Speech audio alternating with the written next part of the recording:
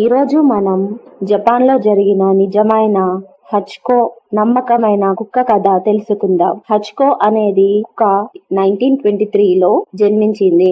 ఇది వచ్చేసి professor you know దగ్గర పెరుగుతుంది. ఒకరోజు జపాన్ దేశంలో యునో అనే ప్రొఫెసర్ ఉండేవాడు. ఆయన దగ్గరికి ఒక చిన్న కుక్క పిల్ల ఉంది.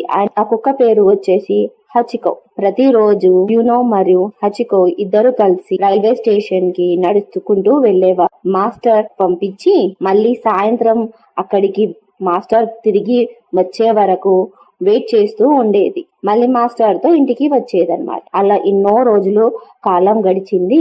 ఒక రోజు ప్రొఫెసర్ పని చేస్తుండగా హఠాత్తుగా గుండె నొప్పితో చనిపోయారు. కానీ హచ్కోకి అది తెలియదు. ఆ రోజు కూడా మాస్టర్ రాకపోయినా మర్నాడు తర్వాతి రోజు ప్రతిరోజు హచ్కో స్టేషన్ కి వచ్చి ఎదురు చూస్తూనే ఉండేది.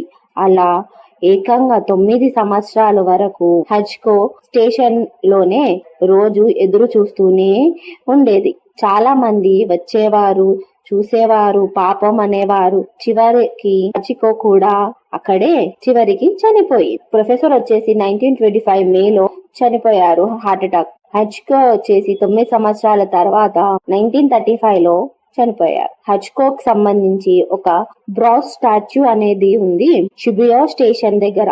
ఇది 1934లో జపాన్ దేశం వాళ్ళు కట్టించారు. హచ్కో అనేది నమ్మకానికి మారుపేరుగా దేశమంతా వ్యాపించింది. హచికో జ్ఞాపకార్థం జపాన్ షిబుయా స్టేషన్ ముందు హచికోకి విగ్రహం కూడా వేశారు. ఇప్పటికీ లక్షల మంది ఆ విగ్రహం దగ్గరికి వెళ్లి అభిమానంతో చూస్తారు. మీకు ఈ హచికో నమ్మకమైన కథ నచ్చితే గనుక అలాంటి మరిన్ని నిజమైన కథల కోసం మీరు చేయాల్సింది మన ఛానల్ ని సబ్స్క్రైబ్ చేయండి, వీడియోకి లైక్ చేయండి, మీ అభిప్రాయం కామెంట్ లో చెప్పండి. బెల్ ఐకాన్ క్లిక్ చేస్తే కొత్త కథలు వచ్చిన వెంటనే మీకు తెలుస్తుంది. Thank you.